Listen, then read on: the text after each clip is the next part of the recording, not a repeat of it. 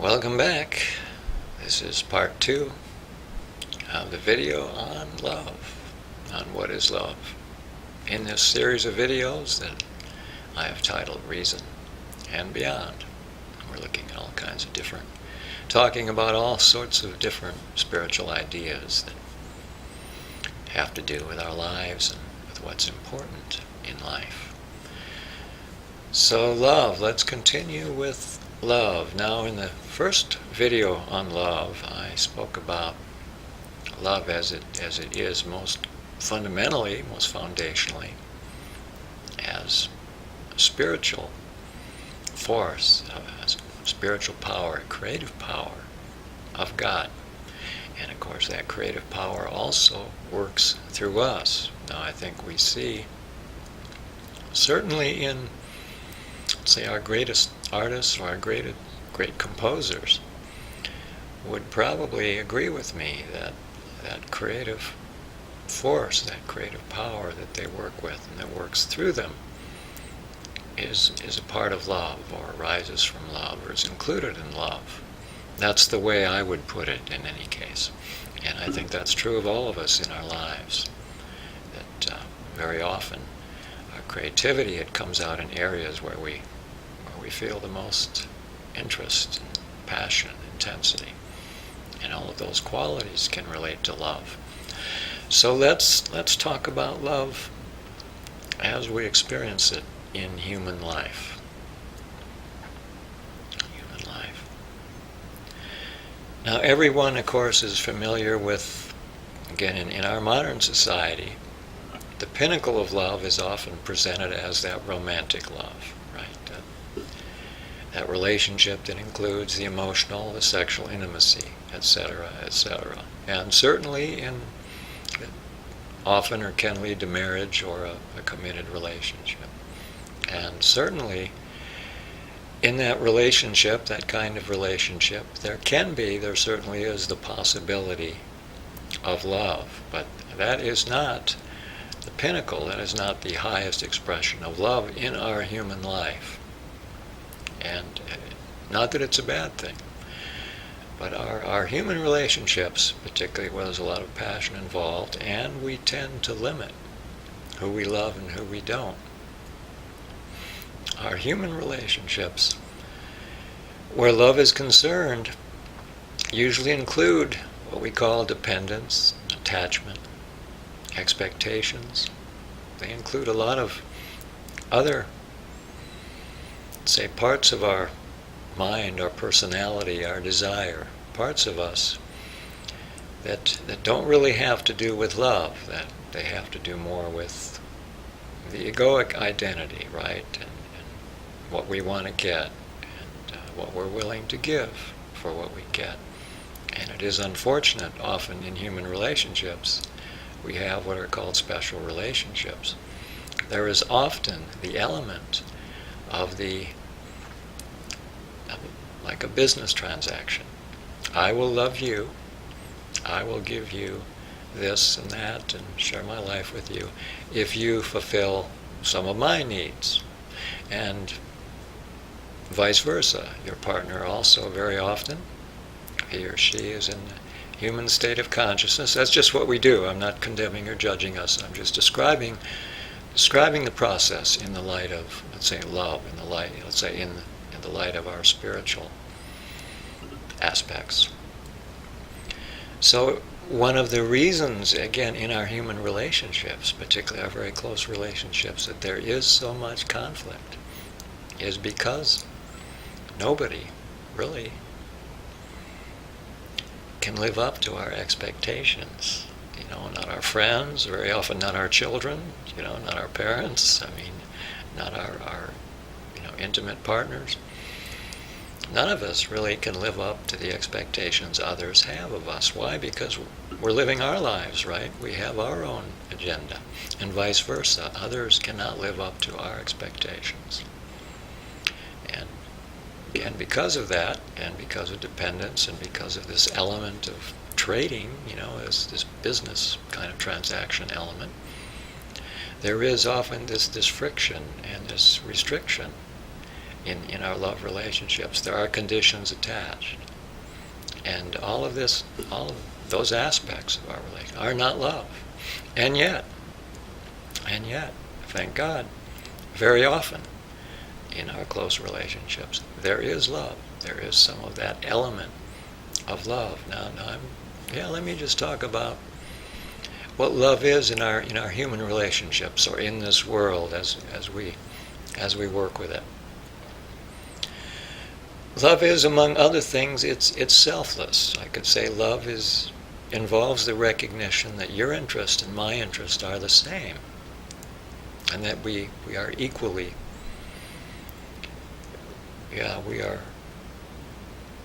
equally deserving of love and consideration. And if I or you or anyone, we can approach all our human relationships like that. Not so much from an egocentric viewpoint of what I can get and how this person has to be to me, what they have to give me, but if we can approach our human relationships with just a sense of what I can give. Remembering, again, the spiritual law that to give and to receive are one in truth. So what I give to others and what I can share with others will come back to me one way or another. If we can substitute that element, let's say, which does not demand or require anything from our loved ones. I mean, of course, we may need some cooperation, some working together, of course. I'm not talking so much about the practical. I'm talking more about the psychological and the emotional. If we can give our loved ones the freedom to be as they are, and to love them and accept them as they are, now we've gone a long ways towards letting love as it is enter our relationships. So anyway, I'm just throwing that in there. So our human relationships, they can be, although they are often difficult, aren't they? Because we humans we're all different, right? And we're all kind of egocentric, and each of us is the hero of his own journey, her own journey, our own story. And one way we can lessen that friction greatly, and we can bring that whole part of our lives, our relationships are so important, our love relationships. One way we can do that is to try to reduce or let go of our expectations, our demands, our requirements of others. In other words, do not assign others in our lives a role that they must play in order for us to love them. And of course, if you have any doubt about, whether that sort of thing happens in relationships, look what happens when our friend or our loved one or something, even our child, someone in our family, doesn't act the way we want them to, and we feel betrayed or let down. Look at how the anger that comes up, the negative feeling. And of course, that's not love, is it? The thing about love, and I think the Apostle Paul in Corinthians talked about this, it was really beautiful. Any of you, if you want to read a really, really nice description of what love is, I believe it's 1 Corinthians, that's in the New Testament of the Christian Bible, chapter 13. And he actually uses the word charity. I believe in many of the there's different translations of the Bible, but by that he means love. And he talks about how selfless love is, how it does not puff itself up, how it endures all, bears all, gives all, is helpful. He has just a wonderful, wonderful definition of what love is and how it operates here in our human relationships. Okay, so in addition to that, if we want to bring love in, excuse me a moment, I'm just going to take a sip.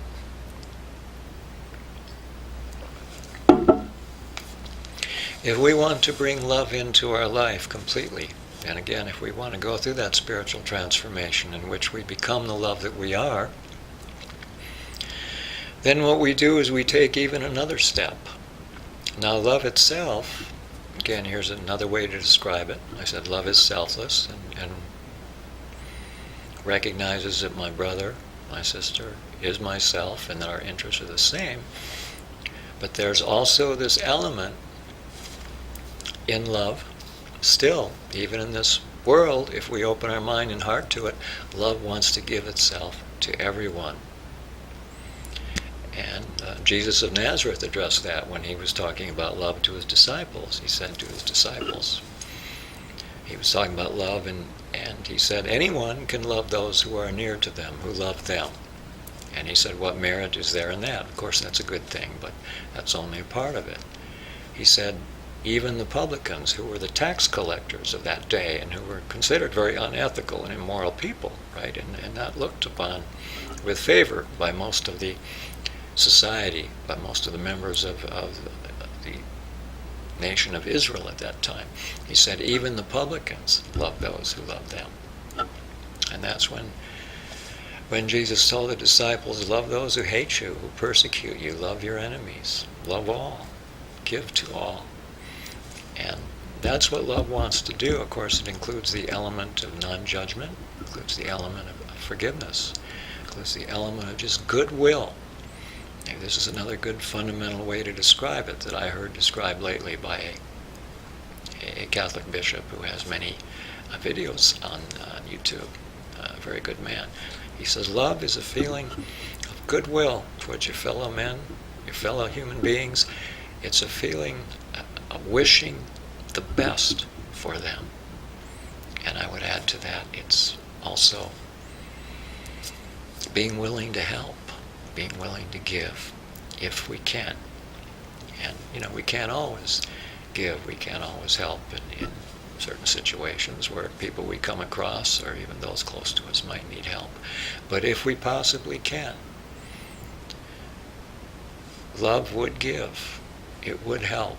So love is this attitude, let's say, of accepting of our fellow human beings as they are without judging them, of recognizing they have the right to be as they are. It's tolerant.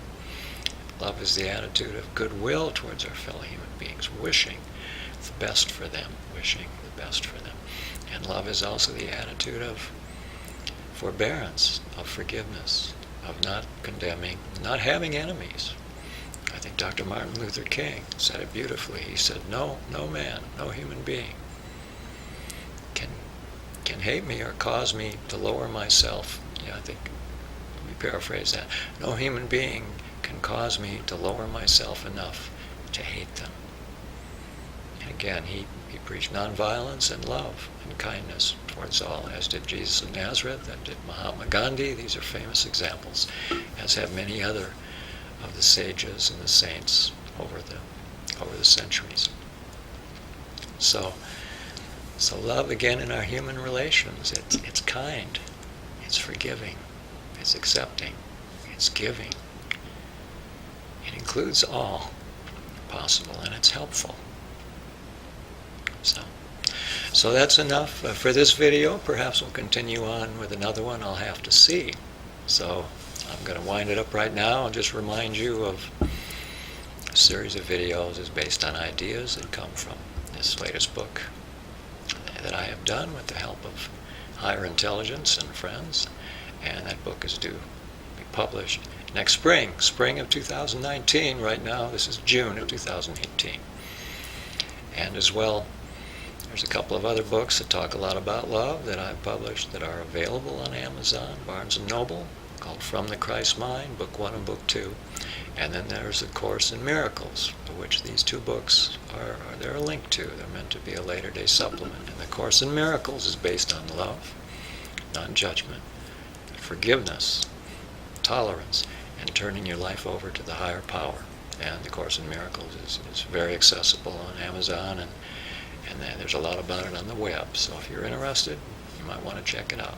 Thank you for joining me. Thank you for joining us. God bless you. God bless us each and every one, and we'll catch you next time. Bye-bye.